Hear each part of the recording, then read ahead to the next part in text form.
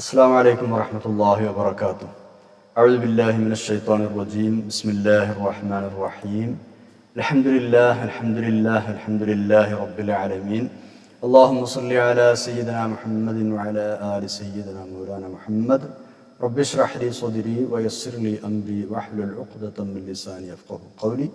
أعوذ بكلمات الله التامة من كل شيطان وهامة ومن كل عين لامة ولا حول ولا قوة إلا بالله العلي العظيم.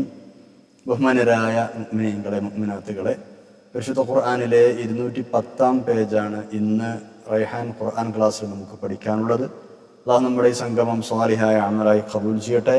നമ്മൾ ദുആ ചെയ്യാൻ കടപ്പെട്ട എല്ലാ ആളുകൾക്കും, പ്രത്യേകിച്ച് നമ്മുടെ മാതാപിതാക്കൾ, ഉസ്താദന്മാർ, മുഫസ്സിറുകൾ, പണ്ഡിതന്മാർ, ഈ ക്ലാസ് കേൾക്കുന്നവർ, പിന്നീട് റെഫർ ചെയ്യുന്നവർ, ഇതിനോട് അധ്വാനിക്കുന്നവർ, എല്ലാവർക്കും അല്ലാഹു തആല രണ്ട് ലോകത്തും ഖൈർ പ്രദാനം ചെയ്യട്ടെ. ആമീൻ യാ റബ്ബൽ ആലമീൻ. നമ്മൾ ആദ്യമായി ആ പേജിന്റെ പാരായണമാണ് നിർവഹിക്കുന്നത്. അഊദു ബില്ലാഹി മിനശ് ശൈത്വാനിർ റജീം. ബിസ്മില്ലാഹിർ റഹ്മാനിർ റഹീം.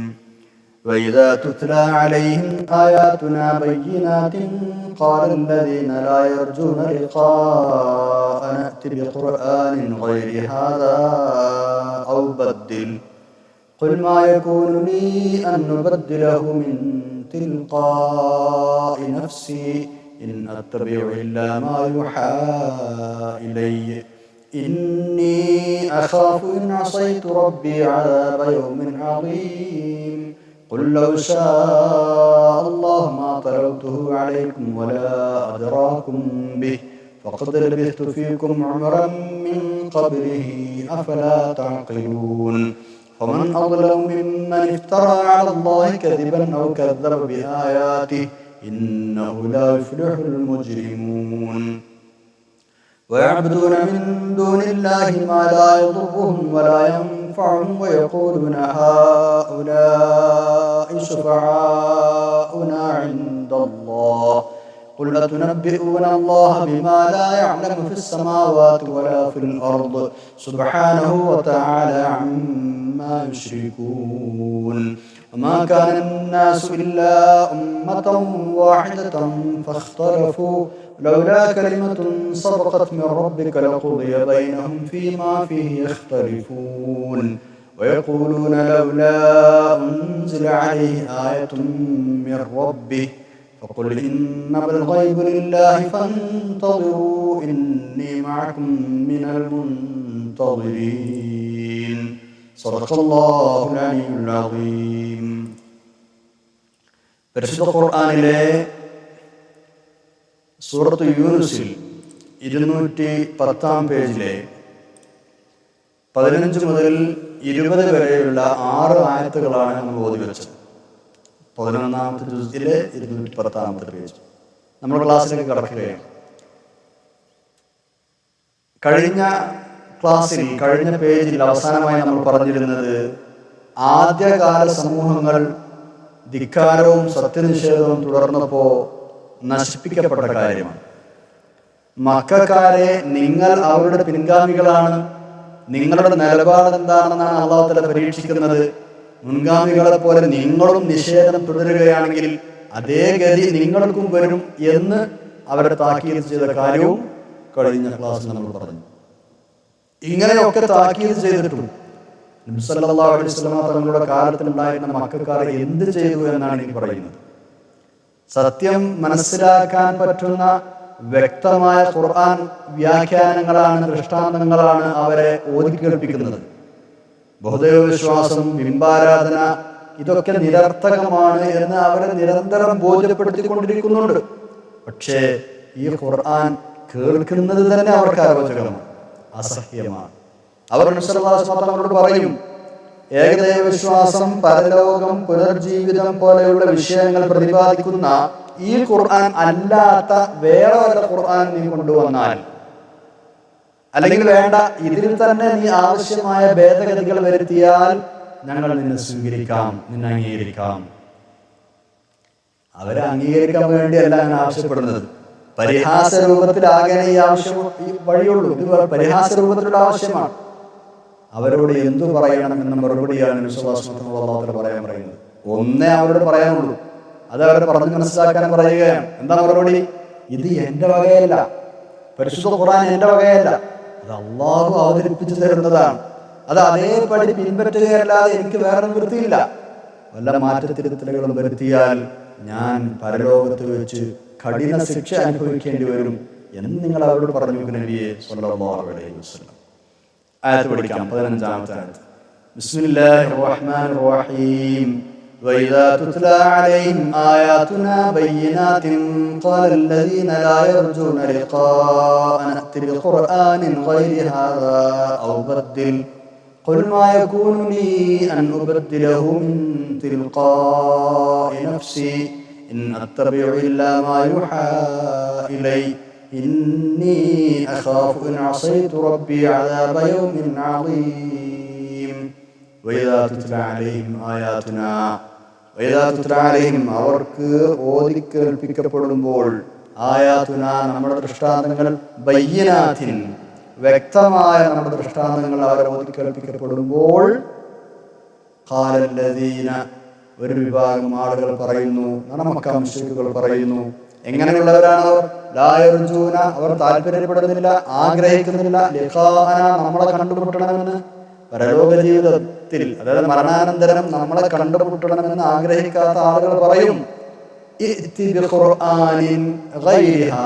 ഇതല്ലാത്ത വേറെ ഒരു ഖുർആൻ കൊണ്ടുവന്നോ, കൊണ്ടുവരണം. ഖുർആൻ കൊണ്ട് ഇതല്ലാത്ത വേറെ ഖുർആൻ കൊണ്ടുപോവാ. ഔ അല്ലെങ്കിൽ ബദ്ദിൽഹു, ഇതിൽ മാറ്റത്തിരുത്തലുകൾ വരുത്തിക്കോ. ബദ്ദല യുബദ്ദിലു എന്ന് പറഞ്ഞാൽ മാറ്റത്തിരുത്തലുകൾ വരുത്തുക. അങ്ങനെ പറയുന്ന ആളുകളോട് എന്ത് മറുപടി പറയണം എന്നാണ് ഇനി അല്ലാഹു തആല നബി സല്ലല്ലാഹു അലൈഹി വസല്ലം തങ്ങളോട് പറയുന്നത്. ഖുൽ നബിയെ സല്ലല്ലാഹു അലൈഹി വസല്ലം അങ്ങ് പറഞ്ഞേക്കൂ, മാ യകൂനു ലി അൻ ഉബദ്ദിലഹു, മാ യകൂനു ലി എനിക്ക് പാടില്ല, അൻ ഉബദ്ദിലഹു അതിനെ മാറ്റം വരുത്താൻ, എൻ്റെ സ്വന്തം വകയായി ഇതിൽ മാറ്റത്തിരുത്തലുകൾ വരുത്താൻ എനിക്ക് പാടില്ല. മിൻ തിൽഖാഇ നഫ്സി എൻ്റെ സ്വന്തം വകയായി, തിൽഖാഇ നഫ്സി എന്ന് പറഞ്ഞാൽ എൻ്റെ വകയായി നടത്തും, എൻ്റെ ശരീരത്തിൻ്റെ ഭാഗത്തു നിന്ന് പറഞ്ഞാൽ എൻ്റെ വകയായി ഇതിൽ മാറ്റം വരുത്താനൊന്നും എനിക്ക് പാടില്ല. പിന്നെ ഞാനെന്താ ചെയ്യുന്നത്? ഇൻ അത്തബിഉ ഇല്ലാ മാ യുഹാ ഇലയ്യ, എനിക്ക് ദിവ്യ സന്ദേശം ദിവ്യബോധനം നൽകപ്പെടുന്നത് പിൻപറ്റുകയല്ലാതെ വേറൊന്നും ഞാൻ ചെയ്യുന്നില്ല എന്ന് പറഞ്ഞാൽ എനിക്ക് ബോധനം നൽകപ്പെടുന്നത് പിന്തുടരുക മാത്രമാണ് ഞാൻ ചെയ്യുന്നത്. ഇന്നി അഖാഫു, നിശ്ചയമായി ഞാൻ പേടിക്കുന്നു, ഇൻ അസൈതു ഞാൻ എതിര് പ്രവർത്തിക്കുകയാണെങ്കിൽ, റബ്ബി എൻ്റെ റബ്ബിന് എതിര് പ്രവർത്തിക്കുകയാണെങ്കിൽ ഞാൻ പേടിക്കുന്നു. എന്ത് പേടിക്കുന്നു? അദാബ യൗമിൻ അദീം, ഭയാനകമായ ഒരു നാളിലെ ശിക്ഷയെ, അതായത് പരലോകത്തെ ശിക്ഷയാണ്. ഖുർആൻ എന്ന വാക്കിന് ശരിക്കും അർത്ഥം എന്താണെന്നറിയോ? ധാരാളമായി വായിക്കപ്പെടുന്നത് എന്നാണ്. ധാരാളമായി വായിക്കപ്പെടുന്ന ഗ്രന്ഥം. ശരി, ആ ഖുർആൻ എന്നതിന്റെ കൂടെ ആദ്യത്തിൽ അലിഫ് ലാം ചേർത്താൽ, അലിഫ് ലാം എന്ന 2 അക്ഷരങ്ങൾ ചേർത്താൽ അൽ ഖുർആൻ എന്നായി മാറി. അപ്പോൾ അതുകൊണ്ട് ഉദ്ദേശം എന്തായി? പരിശുദ്ധമായ ഖുർആൻ എന്ന ഉദ്ദേശമായി മാറി. അല്ലെങ്കിൽ ഏത് കൂടുതൽ വായിക്കപ്പെടുന്ന ഗ്രന്ഥത്തിലും ഖുർആൻ പറയും. അലിഫ് ലാം ചേർത്ത് കഴിഞ്ഞാൽ നമ്മുടെ അൽ ഖുർആൻ, നമ്മൾ ഉദ്ദേശിക്കുന്ന ഖുർആനായി മാറി. പരിശുദ്ധ ഖുർആനിലെ നിയമ വിശ്വാസ സംഹിതകളും വ്യവസ്ഥകളും ഒക്കെ ദഹിക്കാത്ത എതിരാളികൾ പണ്ട് മുതൽ ഇന്നു വരെ പറഞ്ഞു വരുന്ന സംഗതിയാണ് അല്ലാഹുവിന്റെ ആയത്തിൽ പറഞ്ഞത്. ഖുർആൻ മാറ്റണമെന്ന്, ശരീഅത്ത് മാറ്റണമെന്ന്, ഖുർആനിൽ ശരീഅത്തിൽ ചില ഭേദഗതികൾ വരുത്തണമെന്ന്. മുസ്ലിങ്ങളെന്ന് അവകാശപ്പെടുന്ന ആളുകൾ വരെ ഈ കൂട്ടത്തിലുണ്ട് എന്നതാണ് വലിയ സങ്കടകരം. ഏതായാലും അത്തരം വാദങ്ങളൊക്കെ തള്ളിക്കളയേണ്ടതാണ് എന്നാണ് അല്ലാഹുവിന്റെ ഈ ആയത്തിൽ അടിവരയിട്ട് പറയുന്നത്. മാറ്റം വരുത്താൻ ഖുർആനിൽ പാടില്ല. 16-ാമത്തെ ആയത്തിലേക്ക് കടക്കാം.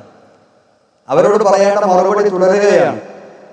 നിങ്ങൾക്ക് ഇത് ഓതി കേൾപ്പിക്കാനും അതിലെ നിയമങ്ങളും തത്വങ്ങളും പറഞ്ഞു തരാനും ഞാൻ സ്വന്തം മുതിർന്നതല്ല. അത് എൻ്റെ മാത്രം തീരുമാനമല്ല. അള്ളാഹുവിന്റെ ഉദ്ദേശവും കൽപ്പനയും അനുസരിച്ചാണ് ഞാൻ അങ്ങനെ ചെയ്യുന്നത്. അതായത് അള്ളാഹുവിന്റെ കൽപ്പനയ്ക്ക് വിധേയമായി പ്രവർത്തിക്കുന്ന ഒരു ദൂതൻ മാത്രമാണ് ഞാൻ. ഖുർആൻ നിങ്ങളെ ഇത് കേൾപ്പിക്കേണ്ടതില്ല എന്ന് അള്ളാഹു ഉദ്ദേശിച്ചിരുന്നുവെങ്കിൽ ഞാനത് നിങ്ങളെ കേൾപ്പിക്കുമായിരുന്നില്ല. 40 കൊല്ലക്കാലം ഞാൻ നിങ്ങളുടെ ഇടയിൽ നിങ്ങളുടെ കൂട്ടത്തിൽ ഒരാളായി ജീവിച്ചവനാണല്ലോ. അന്നൊന്നും ഞാൻ ഇങ്ങനെ പറഞ്ഞിട്ടില്ലല്ലോ. എന്ന് മാത്രമല്ല, അന്നൊന്നും എന്നെ കുറിച്ച് നിങ്ങൾക്ക് ഒരു ആക്ഷേപം ഉണ്ടായിരുന്നില്ലല്ലോ.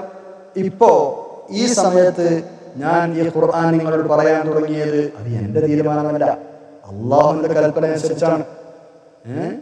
ഇതൊക്കെ ചിന്തിച്ചാൽ നിങ്ങൾക്ക് തന്നെ ബോധ്യപ്പെടും. കാരണം അന്ന് 40 കൊല്ലം നിങ്ങളുടെ കൂടെ കൂടിയിട്ട് ഞാനതൊന്നും പറഞ്ഞിട്ടില്ല. ഇപ്പൊ പറയുന്നത് അള്ളാഹു പറഞ്ഞിട്ടാണ്. നിങ്ങൾക്കൊന്ന് നന്നായി ചിന്തിച്ചു നോക്കൂടെ? ഇങ്ങനെ മറുപടി പറയാനാണ് നബി സല്ലല്ലാഹു അലൈഹി വസല്ലം പറയുന്നത്. ബിസ്മില്ലാഹിർ റഹ്മാനിർ റഹീം. ഖുൽ ലൗ ശാ അല്ലാഹു മാ തലൗതുഹു അലൈക്കും വലാ അദ്റാകും ബിഹി വഖദ് ലബിസ്തു ഫീകും ഉമറൻ മിൻ ഖബ്ലിഹി അഫലാ തഅഖിലൂൻ. ഖുൽ, നബിയെ സല്ലല്ലാഹു അലൈഹി വസല്ലം അവരോട് പറയുക, ലൗ ശാ അല്ലാഹു തആല ഉദ്ദേശിച്ചിരുന്നുവെങ്കിൽ മാ തലൗതുഹു അലൈക്കും, ഞാൻ നിങ്ങൾക്ക് ഇത് ഓതി തരികയോ വലാ അദ്റാകും ബിഹി, അവൻ നിങ്ങൾക്ക് ഇത് അറിയിച്ചു തരികയോ ചെയ്യുമായിരുന്നില്ല. മാ തലൗതുഹു അലൈക്കും, ഞാൻ നിങ്ങൾക്ക് ഓതി തരുമായിരുന്നില്ല. വലാ അദ്റാകും ബിഹി, അല്ലാഹു നിങ്ങൾക്ക് ഇത് അറിയിച്ചു തരികയോ ചെയ്യുമായിരുന്നില്ല. അദ്റാ എന്നാണ് അറിയിച്ചു തന്നു, കും നിങ്ങൾക്ക് ബിഹി ഖുർആനുണ്ട്. അല്ലാഹു ഉദ്ദേശിച്ചത് നടക്കുന്നതാണ് അർത്ഥം. വഖദ് ലബിസ്തു ഫീകും ഉമറൻ മിൻ ഖബ്ലിഹി, ഞാൻ നിങ്ങൾക്കിടയിൽ ഇതിനു മുമ്പും കുറെ കാലം ജീവിച്ചിട്ടുണ്ടല്ലോ. വഖദ് ലബിസ്തു, തീർച്ചയായും ഞാൻ ജീവിച്ചിട്ടുണ്ട്. ഫീകും, നിങ്ങൾക്കിടയിൽ ഉമറൻ, ഒരുപാട് കാലം, മിൻ ഖബ്ലിഹി, ഇതിനു മുമ്പ്. അന്നൊന്നും ഞാൻ ഓതി കേൾപ്പിച്ചില്ലല്ലോ. അപ്പൊ ഇപ്പൊ ഓതി കേൾപ്പിക്കാൻ കാരണം അല്ലാഹു പറഞ്ഞതുകൊണ്ടാണ്, അല്ലാഹുവിന്റെ കൽപ്പന അനുസരിച്ചാണ്, എന്റെ സ്വന്തം വകയായിട്ടില്ല. അഫലാ തഅഖിലൂൻ, നിങ്ങൾ ചിന്തിച്ച് കാര്യങ്ങൾ മനസ്സിലാക്കുന്നില്ലേ? എതിരാളികളെ മുട്ടുകുത്തിക്കുന്ന വായടപ്പൻ മറുപടിയാണ് നബി സല്ലല്ലാഹു അലൈഹി വസല്ലം തങ്ങൾ ഇതിനോട് അവർക്ക് കൊടുക്കുന്നത്. കാരണം അള്ളാഹുവിന്റെ ഉദ്ദേശപ്രകാരമാണ് ഈ മഹത്തായ ഗ്രന്ഥം വഴി ഞാൻ നിങ്ങളെ അനുഗ്രഹിച്ചത്. അത് പാരായണം ചെയ്ത് പ്രതിപാദിച്ചു തരാൻ എന്നെ റസൂലാക്കിയത്. വിലമതിക്കാനാവാത്ത ഈ അനുഗ്രഹം തട്ടിമാറ്റുന്നത് നിങ്ങൾ എത്രമാത്രം ബുദ്ധിശൂന്യരാണ്. ഞാനാകട്ടെ എന്റെ കാര്യം നിങ്ങൾക്ക് ഞാൻ അപരിചിതരല്ല. നീണ്ട 40 കൊല്ലം സുസമ്മതനായി വിശ്വസ്തനായി നിങ്ങളുടെ കൂടെ കഴിഞ്ഞാലാണ് ഞാൻ. അക്ഷരം പഠിക്കുകയോ കിതാബുകൾ വായിക്കുകയോ ചെയ്തിട്ടില്ലാത്ത ഒരാൾ സാഹിത്യ സമ്പൂർണവും വിജ്ഞാനങ്ങൾ നിറഞ്ഞ ഉപദേശങ്ങൾ നിറഞ്ഞൊരു ഗ്രന്ഥം സമർപ്പിക്കുമ്പോൾ അത് അള്ളാഹുവിൽ നിന്ന് അവതീർണമായതാണ് എന്ന് എന്തുകൊണ്ട് നിങ്ങൾ ചിന്തിച്ച് മനസ്സിലാക്കുന്നില്ല? ഞാൻ എഴുത്ത് പഠിക്കാത്ത, വായന പഠിക്കാത്ത ആളെന്ന് നിങ്ങൾക്കറിയാം. അത്ര ഞാൻ ഇത്രയും സാഹിത്യ സമ്പുഷ്ടമായ ഒരു ഗ്രന്ഥം കൊണ്ടുവരുമ്പോൾ അത് റബ്ബ് ഇറക്കിയതാണ് എന്ന് നിങ്ങൾ എന്തുകൊണ്ട് ചിന്തിച്ച് മനസ്സിലാക്കുന്നില്ല? മനസ്സുകൊണ്ട് നിങ്ങൾ ചിന്തിച്ചുകൂടെ? അല്ലാത്ത കഷ്ടം തന്നെ. ഇതൊക്കെയാണ് മറുപടിയുടെ ഉദ്ദേശം. ഒരു മനുഷ്യനിൽ എന്തെല്ലാം ഗുണങ്ങളും ദോഷങ്ങളും ഒളിഞ്ഞിരിക്കുന്നുണ്ടോ അതൊക്കെ 40 വയസ്സിന് മുമ്പുള്ള ജീവിതത്തിൽ തലപ്പൊക്കും എന്നാണ്. 40 വയസ്സിന് മുമ്പ് ഇതൊക്കെ പുറത്തേക്ക് വരും. എന്ത് ഗുണമുണ്ടെങ്കിലും ദോഷമുണ്ടെങ്കിലും. സൈക്കോളജിസ്റ്റുകൾ ഈ വിഷയം പറയുന്നുണ്ട്. അപ്പോ നബി സല്ലല്ലാഹു അലൈഹി വസല്ലം തങ്ങള് നുബുവത്തിന് മുമ്പ് മക്കയിൽ 40 കൊല്ലം ജീവിച്ചിരുന്നല്ലോ. ആ ജീവിതം സാധാരണ ആളുകളുടെ ഇടയിലായിരുന്നു. ഇത്രയും നീണ്ട കാലത്തിനിടയിൽ തിരുനബി സല്ലല്ലാഹു അലൈഹി വസല്ലം തങ്ങൾ ഒരിക്കലെങ്കിലും ഒരു വേണ്ടാത്ത സ്വഭാവം ചെയ്തത്, കാണിച്ചത് കാണാനൊക്കെ കഴിഞ്ഞിട്ടില്ല. അവരെ സംബന്ധിച്ചിടത്തോളം അന്ന് മക്കയിൽ മുഴുവൻ ദുർമാർഗത്തിൽ മുങ്ങിക്കഴിയുന്ന ആളുകളായിരുന്നു അവർ. നല്ല മര്യാദക്കാരനായ ഒരാൾ തന്നെ കേടുവന്നു പോകാൻ എല്ലാ സാഹചര്യങ്ങളും ഉള്ള ഒരു കാലമായിരുന്നു അത്. അത്തരമൊരു സമൂഹത്തിനിടയിൽ ഒരു വേണ്ടാത്തരത്തിലും പെടാതെ, ഒരിക്കലെങ്കിലും ഒരു വേണ്ടാത്തരം ചെയ്യാതെ നബി സല്ലല്ലാഹു അലൈഹി വസല്ലം തങ്ങൾ വിട്ടുനിന്നത് അവരെ വല്ലാതെ ആകർഷിച്ചിരുന്നു. അതുകൊണ്ടാണ് അവർ നബി സല്ലല്ലാഹു അലൈഹി വസല്ലം തങ്ങളെ അൽ അമീൻ, വിശ്വസ്തൻ എന്ന് വിളിച്ചു പോകുന്നത്. സമുന്നതനായ വ്യക്തിത്വത്തിന് ഒരു ചെറിയ പോറൽ പോലും ഏൽക്കാതെ 40 കൊല്ലം അവിടെ ജീവിച്ചു. ഈ കാലത്തിനിടക്ക് ആരുടെയെങ്കിലും അടുത്ത് പോയിട്ട് എഴുത്തോ വായനയോ നബി സല്ലല്ലാഹു അലൈഹി വസല്ലം പഠിച്ചിട്ടില്ല എന്നും അവർക്ക് ശരിക്കറിയാം. ഈ ഒരു പശ്ചാത്തലത്തിലാണ് നബി സല്ലല്ലാഹു അലൈഹി വസല്ലം തങ്ങളോട് ഇങ്ങനെ ഒരു മറുപടി പറയാൻ അല്ലാഹു തആല പറയുന്നത്. സാഹിത്യകാരന്മാരെ മുട്ടുകുത്തിക്കുന്ന വാക്യങ്ങളാണ് ഞാൻ നിങ്ങളെ ഓതിക്കേൾപ്പിക്കുന്നത്. ഇത് അള്ളാഹുവിന്റെ വാക്യമാണെന്നും അവൻ എന്നെ റസൂലാക്കിയിട്ടുണ്ട് എന്നുമാണ് ഞാൻ നിങ്ങളോട് പറയുന്നത്. ഇങ്ങനെ പറയുമ്പോൾ നിങ്ങൾ എന്തിനാണ് എന്നെ വ്യാജനാക്കുന്നത്? ഇത് കള്ളമാണെന്ന് പറയുന്നത്, അങ്ങനെ നിങ്ങൾ അള്ളാഹുവിന്റെ മേൽ കള്ളം ആരോപിക്കുന്നത്, അവന്റെ വാക്കുകൾ നിഷേധിക്കുന്നത്, ഇത് വലിയ അതിക്രമമല്ലേ? ഇതാണ് ഈ അടുത്ത ആയത്തിൽ അല്ലാഹു തആല പറയുന്നത്.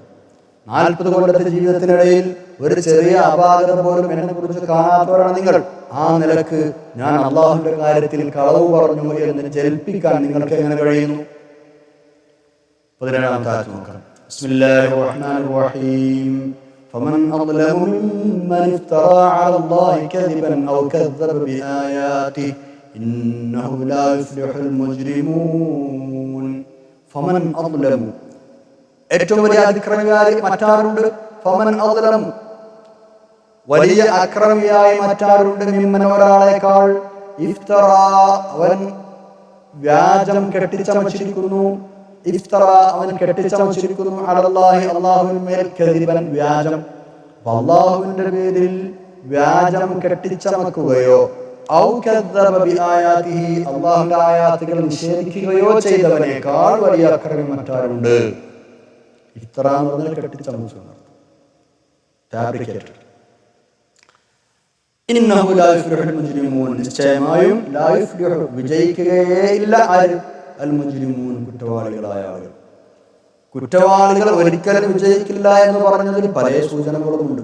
നബി സല്ലല്ലാഹു അലൈഹി വസല്ലം തങ്ങൾ അക്കൂട്ടത്തിലല്ല എന്ന് നിങ്ങൾ മനസ്സിലാക്കണം. മുശ്രിക്കുകളോട് പറയണം, മക്കയിലെ മുശ്രിക്കുകളോട് പറയണം. അതുകൊണ്ട് തന്നെ നബി സല്ലല്ലാഹു അലൈഹി വസല്ലം തങ്ങളുടെ പ്രവർത്തനങ്ങൾ വിജയിക്കും.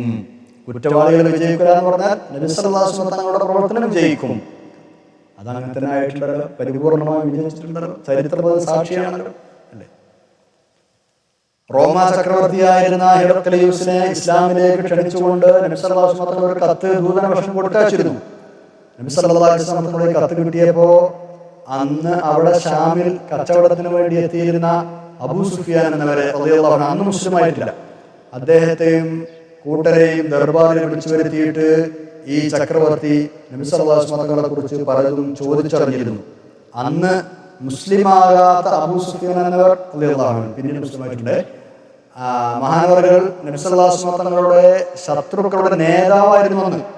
എന്നിട്ടും മുമ്പ് നബി സല്ലല്ലാഹു അലൈഹി വസല്ലം കളവ് പറഞ്ഞിരുന്നോ എന്ന രാജാവിന്റെ ചോദ്യത്തിന് ഇല്ല എന്നാണ് അബൂ സുഫിയാൻ ഉത്തരം നൽകിയത്. ഇല്ല, അദ്ദേഹം ഒരിക്കലും കളവ് പറഞ്ഞിട്ടില്ല. ആ മറുപടി കേട്ടപ്പോ രാജാവ് പറഞ്ഞു, എന്നാൽ അദ്ദേഹം ജനങ്ങളെ പറ്റി കളവ് പറയാതിരിക്കുകയും അതോടെ അള്ളാഹുവിനെ പറ്റി കളവ് പറയാൻ ശ്രമിക്കുകയും ചെയ്യുകയില്ല എന്ന് ഞാൻ മനസ്സിലാക്കുന്നു. എന്നാൽ സത്യസന്ധനായ പ്രവാചകനാണ്. ഇതുവരെ കളവ് പറയാത്ത ഒരാൾ ആളുകളെ കുറിച്ച് കളവ് പറയാൻ തയ്യാറായിട്ടില്ല. ഞാൻ അയാളിന് അള്ളാഹിനെ കുറിച്ച് കളവ് പറയാൻ തയ്യാറാകും ഇല്ല. പല സത്യപ്രവാചകനാണെന്ന് ഞാൻ മനസ്സിലാക്കുന്നു. അതാണ് പറഞ്ഞതിന്റെ അർത്ഥം. അതേപോലെ തന്നെ അബ്സീനിയയിലേക്ക് മുസ്ലിങ്ങൾ ഹിജ്റ പോയിരുന്നു ആദ്യഘട്ടത്തിൽ. അന്ന് അബ്സീനിയയിലെത്തിയ മുസ്ലിങ്ങൾ, അവിടുത്തെ രാജാവ് നജാഷി രാജാവായിരുന്നു. അവരുടെ ആ രാജാവിന് മുമ്പിൽ നബി സല്ലല്ലാഹു അലൈഹി വസല്ലമയെ കുറിച്ച് പരിചയപ്പെടുത്തി കൊടുത്ത കൂട്ടത്തിൽ ഇങ്ങനെ പറയുന്നുണ്ട്, ഞങ്ങൾക്ക് അല്ലാഹു തആല ഒരു റസൂലിനെ അയച്ചു തന്നിരിക്കുന്നു, അദ്ദേഹത്തിന്റെ സത്യസന്ധതയും തറവാടും വിശ്വസ്തതയും ഒക്കെ ഞങ്ങൾക്ക് വ്യക്തമായി അറിയാവുന്നതാണ്. 40 കൊല്ലം ആ ദൂതൻ ഞങ്ങൾക്കിടയിൽ കഴിഞ്ഞിരുന്ന ആളാണ്. അപ്പൊ ഇതൊക്കെ അവർക്ക് ശരിക്കും അറിയുന്ന കാര്യമാണ് എന്നർത്ഥം. എന്നിട്ടും പിന്നെ എന്തിനാണ് നിങ്ങൾ അള്ളാഹുവിന്റെ ദൃഷ്ടാന്തങ്ങൾ നിഷേധിക്കുന്നത് എന്നാണ് അല്ലാഹു തആല ചോദിക്കുന്നത്. അടുത്ത ആയത്തിലേക്ക് കടക്കാം, 18-ാമത്തെ ആയത്തിലേക്ക്. നിങ്ങൾ ഇങ്ങനെ നിഷേധം തുടർന്ന് ശിർക്കിൽ തന്നെ അടിയുറച്ചു നിന്ന് അള്ളാഹുവിനെ അല്ലാതെ മറ്റു പലതിനെയും ആരാധിക്കുകയാണോ? അതാണ് അവർ ചെയ്തുകൊണ്ടിരിക്കുന്നത്. അങ്ങനെ നിങ്ങൾ ആരാധിക്കുന്ന വസ്തുക്കൾ നിങ്ങൾക്ക് സ്വയം തന്നെ വല്ല ഗുണമോ ദോഷമോ ചെയ്യാൻ കഴിയുന്നതാകണ്ടേ? അല്ലെങ്കിൽ എന്തർത്ഥമാണ് പിന്നെ ആരാധനക്കുള്ളത്? ഇങ്ങനെ സ്വയം ഒരു ഉപദ്രവമോ ഉപകാരമോ ചെയ്യാൻ കഴിയാത്ത വെറും ചില വസ്തുക്കളെ ഈ മുശ്രിക്കുകൾ ആരാധിച്ചുകൊണ്ടിരിക്കുകയാണ്, വിഗ്രഹങ്ങളെ ആരാധിച്ചുകൊണ്ടിരിക്കുകയാണ്. ആ വിഗ്രഹങ്ങൾ അള്ളാഹുവിന് മുമ്പിൽ അവർക്ക് ശുപാർശക്കാരായി വരും എന്നാണ് അവരുടെ ന്യായം. അങ്ങനെ ആ വിഗ്രഹങ്ങൾ അവരെ ശിക്ഷയിൽ നിന്ന് ഒഴിവാക്കുമെന്നും കടുത്ത ധിക്കാരമാണ്, വെറും നുണയാണ്. അള്ളാഹു അല്ലാതെ ഒരു ഇലാഹ് പ്രപഞ്ചത്തിൽ എവിടെയുമില്ല. പ്രപഞ്ചത്തിൽ എവിടെയെങ്കിലും അള്ളാഹുവിനൊരു പങ്കാളിയുമില്ല. ഉണ്ടെങ്കിൽ അള്ളാഹു അറിയണമല്ലോ. അവൻ അറിയാത്ത ഒരു കാര്യം അവന് നിങ്ങൾ അങ്ങോട്ട് അറിയിച്ചു കൊടുക്കുകയാണോ? ഇതാണ് അള്ളാഹുവോട് ചോദിക്കുന്നത്. നിങ്ങൾ ഈ വിഗ്രഹങ്ങളെ അള്ളാഹുവിന്റെ പങ്കാളികളാക്കുന്നു. പക്ഷെ അള്ളാഹുവിന് അങ്ങനെ ഒരു പങ്കാളി പ്രപഞ്ചത്തിൽ എവിടെയില്ല, അള്ളാഹുവിന് അറിയില്ല. അള്ളാഹുവിന് അറിയാത്ത ഒരു കാര്യം അള്ളാഹുവിന് പങ്കാളികളുണ്ട് എന്ന കാര്യം നിങ്ങൾ അള്ളാഹുവിനോട് അങ്ങോട്ട് പറഞ്ഞു കൊടുക്കുകയാണ്. നിങ്ങൾ അവൻ അറിയാത്ത ഒരു പങ്കാളിയെ പിന്നെ എങ്ങനെയാണ് മനുഷ്യന്മാരെ നിങ്ങൾ കണ്ടുപിടിച്ചിട്ട് അള്ളാഹുവിന് പങ്കാളിയെ ആരോപിക്കുന്നത്? ഇതുപോലെ അത്ഭുതം തന്നെയാണല്ലോ. ഏതായാലും ഇത്തരം സങ്കല്പങ്ങളിൽ നിന്നെല്ലാം അല്ലാഹു തആല മഹാപരിശുദ്ധനാണ്, അത്യുന്നതനാണ്. ഇതാണ് 18-ാമത്തെ ആയത്തിൽ പറയുന്നത്. ബിസ്മില്ലാഹിർ റഹ്മാനിർ റഹീം. വയഅബുദൂന മിൻ ദൂനില്ലാഹി മാ ലാ യദുർറുഹും വലാ യൻഫഉഹും വയഖൂലൂന ഹൗലാഇ ശുഫആഉനാ ഇൻദല്ലാഹ് ഖുൽ അതുനബ്ബിഊന അല്ലാഹ ബിമാ ലാ യഅലമു ഫിസ് സമാവാതി വലാ ഫിൽ അർദ് സുബ്ഹാനഹു വതആല അമ്മാ യുശ്രികൂൻ. വയഅബുദൂന അവർ ആരാധിക്കുന്നു മിൻ ദൂനില്ലാഹി അല്ലാഹുവിനെ കൂടാതെ മാ ചില വസ്തുക്കളെ ലാ യദുർറുഹും അവർക്കത് ഉപദ്രവം ചെയ്യുകയില്ല, വലാ യൻഫഉഹും അവർക്കത് ഉപകാരവും ചെയ്യുകയില്ല. അപ്പോ തങ്ങൾക്ക് എന്തെങ്കിലും ഉപദ്രവമോ ഉപകാരമോ ചെയ്യാനാകാത്ത വസ്തുക്കളെയാണ് അവർ അല്ലാഹുവിനെ കൂടാതെ ആരാധിക്കുന്നത്. എന്നിട്ടോ വയഖൂലൂന അവർ പറയുന്നു ഹൗലാഇ ഇവ ഞങ്ങൾ ആരാധിക്കുന്ന ഈ വിഗ്രഹങ്ങളെല്ലാം ശുഫആഉന ഞങ്ങളുടെ ശുപാർശക്കാരാണ് ഇൻദല്ലാഹി അല്ലാഹുവിന്റെ അടുക്കൽ. അല്ലാഹുവിന്റെ അടുക്കൽ ഞങ്ങളെ കൊണ്ട് ശുപാർശ ചെയ്ത് ഞങ്ങളെ തെറ്റുകളിൽ നിന്ന് രക്ഷിക്കുമെന്നവർ പറയുകയും ചെയ്യുന്നു. ഖുൽ നബിയെ നിങ്ങൾ അവരോട് ചോദിച്ചു നോക്കൂ, അതുനബ്ബിഊന അല്ലാഹ നിങ്ങൾ അല്ലാഹുവിനെ പഠിപ്പിച്ചു കൊടുക്കുകയാണോ, നിങ്ങൾ അല്ലാഹുവിനെ അറിയിച്ചു കൊടുക്കുകയാണോ, ബിമാ ലാ യഅലമു അവൻ അറിയാത്ത ഒരു കാര്യം സമാവാതി ആകാശങ്ങളിൽ വലാ ഫിൽ അർദി ഭൂമിയിലും ഭുവനവാനങ്ങളിൽ തനിക്കറിയാത്ത ഒരു കാര്യം അള്ളാഹുവിന് നിങ്ങൾ അങ്ങോട്ട് പഠിപ്പിച്ചു കൊടുക്കുകയാണെന്ന് നിങ്ങൾ ചോദിക്കുക. ആരാണ് അറിയാത്ത കാര്യം? അള്ളാഹുവിന് പങ്കാളികളുണ്ട് എന്ന് തന്നെ അള്ളാഹ്ക്ക് അറിയില്ല, അള്ളാഹ്ക്കാരൻ പങ്കാളിയില്ല. എന്നിട്ട് ഇവര് പറയാം അള്ളാഹ്ക്ക് പങ്കാളികളുണ്ട്. അപ്പൊ നിങ്ങൾ അങ്ങോട്ട് അള്ളാഹിനെ പഠിപ്പിക്കുക. അതാ ചോദ്യം. സുബ്ഹാനഹു വതആല അമ്മാ യുശ്രികൂൻ. അല്ലാഹു തആല വളരെ പരിശുദ്ധനാണ്. സുബ്ഹാനഹു അല്ലാഹു വളരെ പരിശുദ്ധനാണ്. വതആല അവൻ മഹോന്നതനുമാണ്. അമ്മാ യുശ്രികൂൻ അവർ പങ്കാളികളാക്കുന്നതിൽ നിന്നെല്ലാം അള്ളാഹുവിനെ കൂടാതെ അവർ ഇലാഹാക്കിയിരുന്ന വസ്തുക്കൾക്ക് ഉപകാരമോ ഉപദ്രവമോ ചെയ്യാനുള്ള കഴിവ് ഉണ്ട് എന്ന് പണ്ട് മുതലേ മുശ്രിക്കുകൾ വിശ്വസിച്ചിരുന്നു. അപ്പൊ ഖുർആൻ തന്നെ ഉണ്ട്. ഹൂദ് നബി അലൈഹി സ്വലാമിനോട് അവരുടെ ജനത പറയുന്നുണ്ട്,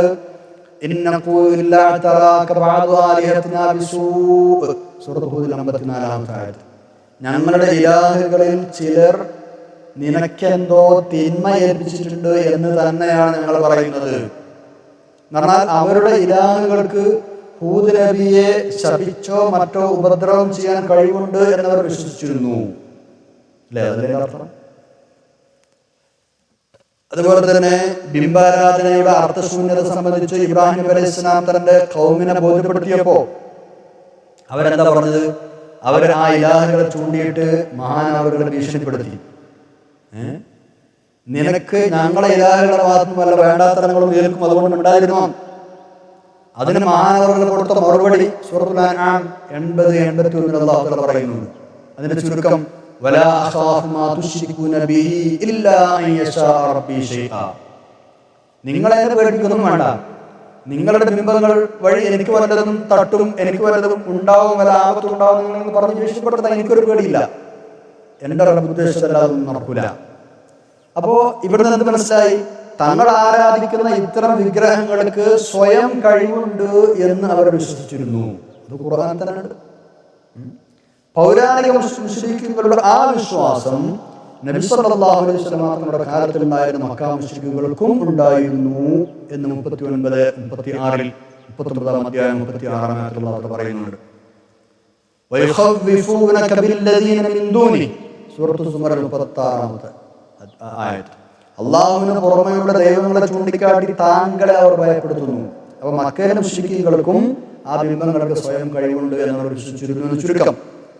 മക്ക മുശ്രിക്കുകൾ അവരുടെ ഇലാഹുകളെ ചൂണ്ടി നബി സല്ലല്ലാഹു അലൈഹി വസല്ലം തങ്ങളെ ഭീഷണിപ്പെടുത്തി.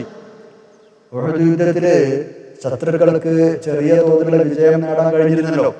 അന്ന് ആ വിജയം അവർക്ക് നേടിക്കൊടുത്തത് അവരുടെ ഹുബുൽ എന്ന ബിംബത്തിന്റെ സഹായം കൊണ്ടാണ് എന്നാണ് അവർ കരുതിയിരുന്നത്. അതുകൊണ്ടാണ് യുദ്ധം കഴിഞ്ഞ സമയത്ത് ശത്രുപക്ഷത്ത് അന്ന് നേതാവായി ഉണ്ടായിരുന്ന അബൂ സുഫിയാൻ എന്നവർ പിന്നീട് മുസ്ലിമായിട്ടുണ്ട്. അബൂ സുഫിയാൻ എന്നവർ അന്ന് ആ ഹുബുൽ എന്ന ബിംബത്തെ പ്രശംസിച്ചുകൊണ്ട് മുദ്രാവാക്യം മുഴക്കിയത്. ആ ബിംബത്തിന്റെ പേരിലാണ് അന്ന് അദ്ദേഹവും കൂട്ടരും ജിന്ദാബാദ് വിളിച്ചത്. അവരുടെ ആ വിളി ഇമാം ബുഖാരി റഹ്മത്തുള്ളാഹി അലൈഹി ഹദീസ് ഉദ്ധരിച്ചിട്ടുണ്ട്. എന്താണ് അദ്ദേഹം പറഞ്ഞത്? ഹുബുൽ സിന്ദാബാദ് നടത്തണം, ഹുബുൽ എന്ന ഉന്നതിയിലേക്ക് എത്തുക. അപ്പൊ ഹുബുൽ എന്ന വിഗ്രഹത്തിന്റെ കഴിവ് കൊണ്ടാണ് ഉഹദ് യുദ്ധത്തിൽ അവർക്ക് വിജയം ലഭിച്ചത് എന്നവർ വിചാരിച്ചിരുന്നു എന്നർത്ഥം. ഇത് കേട്ടപ്പോഴാണ് നബി സല്ലല്ലാഹു അലൈഹി വസല്ലം സ്വഹാബത്തിനോട് പറഞ്ഞത്, അലാ തുജീബു ലഹു, നിങ്ങൾ മറുപടി കൊടുക്കുന്നില്ലേ? സ്വഹാബത്ത് ചോദിച്ചു, എങ്ങനെയാണ് നിങ്ങൾ മറുപടി പറയേണ്ടത്? നിങ്ങൾ പറഞ്ഞോളൂ, അല്ലാഹു അഅലാ വഅജൽ, അല്ലാഹു മഹോന്നതനും മഹാപരിശുദ്ധനുമാണ് എന്ന് നിങ്ങൾ അങ്ങോട്ട് ഉത്തരം പറഞ്ഞേക്കൂ എന്ന് അല്ലാഹു തആല നബി സല്ലല്ലാഹു അലൈഹി വസല്ലം അവരോട് മറുപടി പറയാൻ പറഞ്ഞു. അപ്പോൾ ഹുബുൽ അവർക്ക് സ്വയം ഹുബുലിന്റെ സഹായം കൊണ്ടാണ് അവർ ജയിച്ചത് എന്നാണ് വിശ്വസിച്ച് ചുരുക്കം. ഇവിടെ നമ്മളൊരു കാര്യം പ്രത്യേകം ശ്രദ്ധിക്കണം. ഇപ്പൊ മുസ്ലിങ്ങളുടെ വിശ്വാസം എന്താണെന്ന് കൃത്യമായിട്ട് പറഞ്ഞല്ലോ. ബിംബങ്ങൾക്ക് സ്വയം ഉപകാരം ചെയ്യാനുള്ള കഴിവുണ്ട്.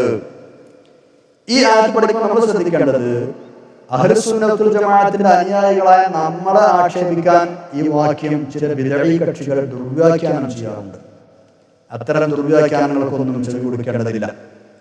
എന്റെ കാരണം, അള്ളാഹുവിന്റെ കഴിവുകളിൽപ്പെട്ട ഏതെങ്കിലും ഒരു കഴിവ് ഏതെങ്കിലും മഹാന്മാർക്ക് അള്ളാഹു തആല പങ്കുവെച്ചു കൊടുത്തിട്ടുണ്ടെന്നോ, ഏതെങ്കിലും വിഷയത്തിൽ അവർ അള്ളാഹുവിന്റെ പങ്കാളികളാണെന്നോ സുന്നികളായ നമ്മളാരും തന്നെ വിശ്വസിക്കുന്നില്ല. ഇല്ലല്ലോ. പിന്നെ നമ്മൾ ആക്ഷേപിക്കുന്നത്. പിന്നെ അംബിയാ, ഔലിയാ തുടങ്ങിയ മഹാന്മാർ അള്ളാഹുവിനോട് അവന്റെ അനുമതിയോടുകൂടി ശുപാർശ ചെയ്യും എന്ന് പല പ്രമാണങ്ങളുടെയും തെളിവുകളുടെയും അടിസ്ഥാനത്തിൽ നമ്മളൊക്കെ മനസ്സിലാക്കിയ കാര്യമാണ്. മുമ്പ് ആവശ്യം പഠിച്ചിട്ടുണ്ട്, പരിശുദ്ധ ഖുർആനിൽ തന്നെ അല്ലാഹു പറഞ്ഞിട്ടുണ്ട്. അപ്പോൾ ഇത്തരം ദുർവ്യാഖ്യാനങ്ങൾക്കൊന്നും നമ്മൾ ചെവി കൊടുക്കേണ്ടതില്ല. ഇനി നമ്മൾ 19-ാമത്തെ ആയത്തിലേക്ക് കടക്കുകയാണ്. ആളുകളെല്ലാം ആദ്യകാലത്ത് ഒരേ ഒരു സമുദായമായിരുന്നു എന്നാണ് ഇനി അല്ലാഹു തആല പറയുന്നത്. പിന്നീടാണ് അവർ ഭിന്നിച്ചത്. ഇത് സൂറത്തുൽ ബഖറയിലെ 213 നമ്മൾ പഠിച്ചിട്ടുണ്ട് അല്ലേ? ബിസ്മില്ലാഹിർ റഹ്മാനിർ റഹീം. കാന അന്നാസു ഉമ്മത്തൻ വാഹിദ ഫബഅസല്ലാഹു അൻ-നബിയ്യീന മുബശ്ശിരീന വമുൻദിരീന വഅൻസല മഅഹുൽ കിതാബ ബിൽ ഹഖ് ലിയഹ്കുമ ബൈനൻ നാസ് ഫീമാ ഇഖ്തലഫൂ ഫീഹി. ആദ്യം എല്ലാവരും ഒറ്റ സമുദായമായിരുന്നു, പിന്നീടാണ് ഭിന്നിച്ചത്, അപ്പോഴാണ് പ്രവാചകന്മാരെ അയച്ചത്. ഈ യാഥാർത്ഥ്യം തന്നെയാണ് ഇവിടെയും അല്ലാഹു തആല പറയുന്നത്. നൂഹ് നബി അലൈഹി ഇസ്ലാമിന്റെ സമുദായമാണ് വിഗ്രഹാരാധനക്ക് ആദ്യമായി തുടക്കം കുറിച്ചത് എന്ന് നമുക്ക് പറഞ്ഞിട്ടുണ്ട് അല്ലേ? അതിന്റെ ഉത്ഭവം എന്തായിരുന്നു, എന്താണ് അങ്ങനെ തുടക്കം കുറിക്കാൻ കാരണം എന്ന് നമ്മൾ പഠിച്ചിട്ടുണ്ട് സൂറത്തുൽ ബഖറ പഠിച്ചു. ഇമാം ഇബ്നു അബ്ബാസ് റളിയല്ലാഹു അൻഹു ആ വിഷയം പറയുന്നുണ്ട്. ആദം നബി അലൈഹി ഇസ്ലാമിനും നൂഹ് നബി അലൈഹി ഇസ്ലാമിനും ഇടയിൽ 10 തലമുറകളാണ് ഉണ്ടായിരുന്നത്. അവരെല്ലാവരും മുസ്ലിമീങ്ങൾ തന്നെയായിരുന്നു, ഏകദൈവ വിശ്വാസികൾ, തൗഹീദിൽ അടിയുറച്ചു നിൽക്കുന്ന ആളുകളായിരുന്നു. പിന്നീട് ആളുകൾക്കിടയിൽ ഭിന്നാഭിപ്രായങ്ങൾ ഉണ്ടായി, ബിംബങ്ങളും ബഹുദൈവങ്ങളും ആരാധിക്കപ്പെടുന്ന അവസ്ഥ വന്നു. അങ്ങനെ ആ സമയത്ത് അല്ലാഹു തആല പ്രവാചകന്മാരെ അയച്ചു. സ്വർഗമുണ്ട് റബ്ബിനെ അംഗീകരിച്ചവർക്ക്, അല്ലാത്തവർക്ക് നരകമുണ്ട് എന്ന് താക്കീത് ചെയ്യുന്ന പ്രവാചകന്മാരെ അയച്ചു. അതുപോലെ തന്നെ കുറ്റവാളികളായ ആളുകളെ ഉടനടി ശിക്ഷിക്കുന്ന പതിവ് അള്ളാഹുവിനില്ല. അതും ഇനി പറയുന്നുണ്ട്. ഒരു നിശ്ചിത അവധി വരെ നീട്ടിക്കൊടുക്കുകയാണ് അള്ളാഹുവിന്റെ പതിവ്.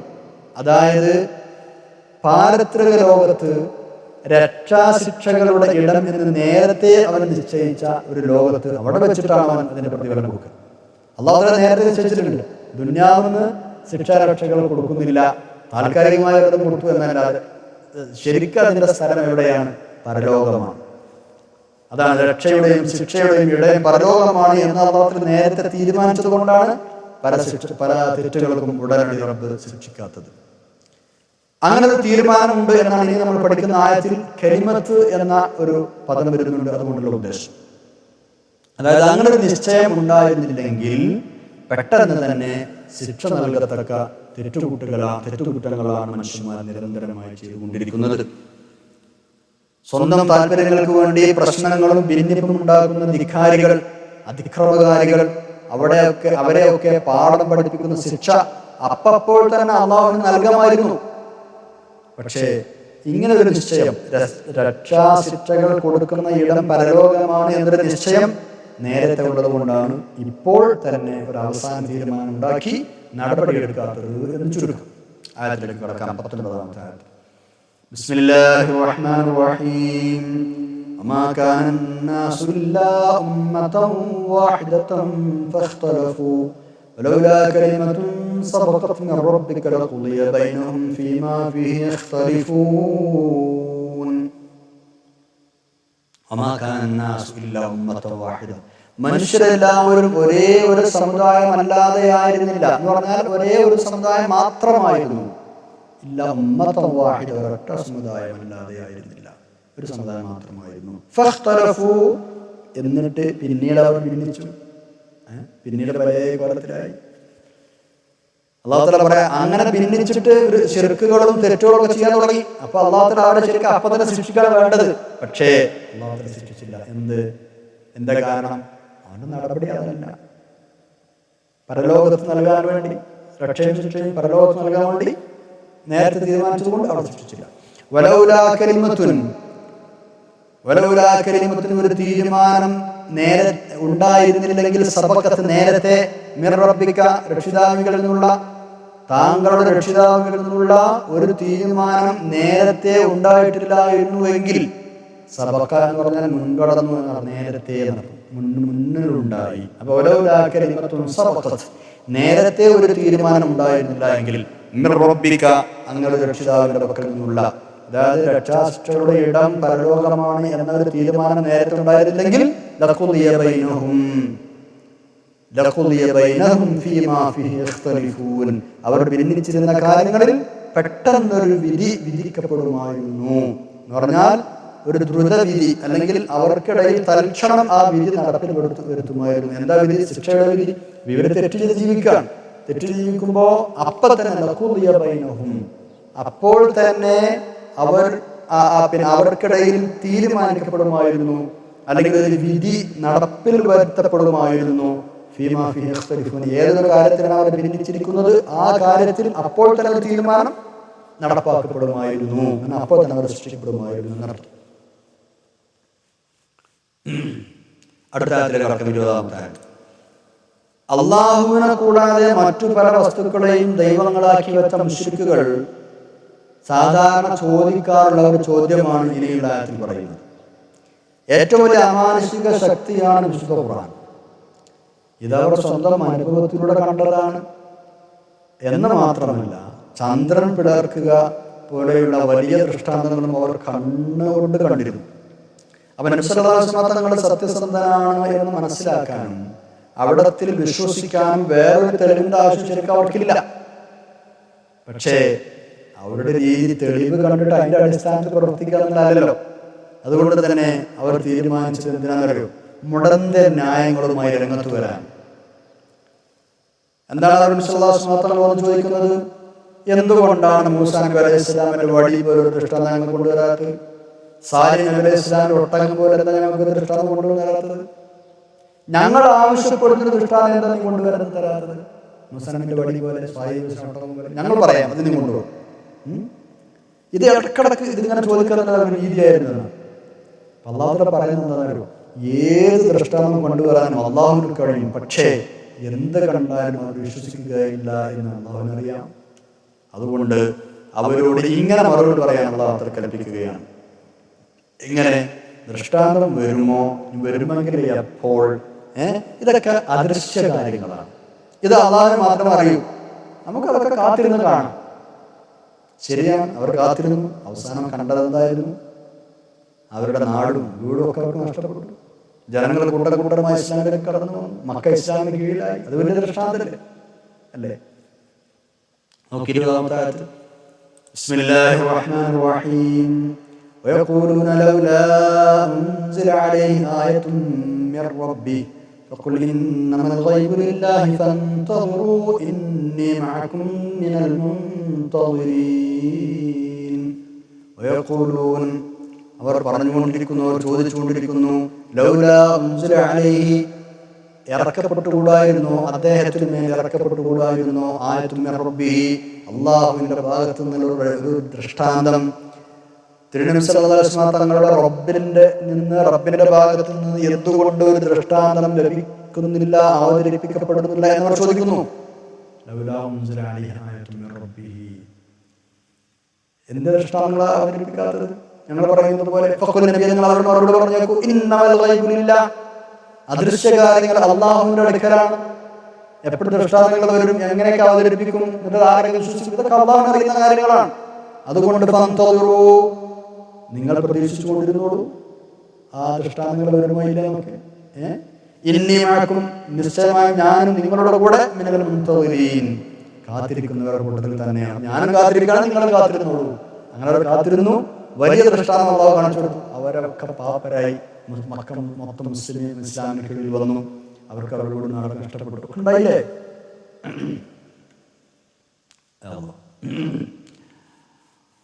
ആകട്ടെ, നബി സല്ലല്ലാഹു അലൈഹി വസല്ലം തങ്ങളുടെ പ്രവാചകത്വം അത് സത്യപ്രവാചകത്വമാണ്. അത് നബി സല്ലല്ലാഹു അലൈഹി വസല്ലം സത്യപ്രവാചകനാണ് എന്നതിന് തെളിവില്ലാത്തത് കൊണ്ടോ തെളിവിന്റെ പോരായ്മ കൊണ്ട് സംശയം തീരാത്തത് കൊണ്ടോ ഒന്നുമല്ല അവരിങ്ങനെ ഇടയ്ക്കിടയ്ക്ക് ആയത്തുകൾ ചോദിച്ചുകൊണ്ടിരിക്കുന്നത്.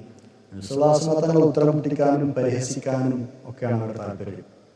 ഞങ്ങൾ നിന്നെ വിശ്വസിക്കണമെങ്കിൽ ഭൂമിയിൽ നിന്ന് ഞങ്ങൾക്ക് ഒരു ഉറവ് നീ പൊട്ടി ഒഴുക്കി തരണം, അല്ലെങ്കിൽ നിനക്ക് ഈത്തപ്പനയുടെയും മുന്തിരിയുടെയും ഒരു തോട്ടം ഉണ്ടാവണം, അല്ലെങ്കിൽ നീ ആകാശത്തിൽ നിന്ന് കഷ്ണങ്ങൾ അടിയിലേക്ക് വീഴ്ത്തി തരണം, ആകാശം പൊട്ടിയിട്ട് ആകാശത്തിന്റെ കഷ്ണങ്ങൾ താഴത്തേക്ക് വീഴ്ത്തി തരണം, അല്ലെങ്കിൽ നീ അള്ളാഹുവിനെയും മലക്കുകളെയും കൊണ്ടുവരണം, അല്ലെങ്കിൽ സ്വർണം കൊണ്ടുള്ള ഒരു വീട് നിനക്കുണ്ടാവണം, അല്ലെങ്കിൽ നീ ആകാശത്തിലൂടെ അങ്ങോട്ട് മേലോട്ട് കയറി പോകണം. ഇങ്ങനെയൊക്കെ പല ദൃഷ്ടാന്തങ്ങളും അവർ സ്വയം തീരുമാനിച്ചിട്ട് നബി സല്ലല്ലാഹു അലൈഹി വസല്ലം തങ്ങളോട് ആവശ്യപ്പെട്ടിരുന്നു. സൂറത്തുൽ ഇസ്രായിൽ 90 മുതൽ 93 വരെയുള്ള ആയത്തുകളിലെ വിഷയം കാണാവുന്നതാണ്. ദൃഷ്ടാന്തം നൽകുന്ന കാര്യം അത് ആർക്ക് എപ്പോൾ എങ്ങനെ വേണമെന്നുള്ള വിഷയമൊക്കെ ഗൈബാണ്, അത് അദൃശ്യകാര്യങ്ങളിൽപ്പെട്ടതാണ്. അതുകൊണ്ട് എന്നോട് ദൃഷ്ടാന്തപ്പെട്ട കാര്യമില്ല.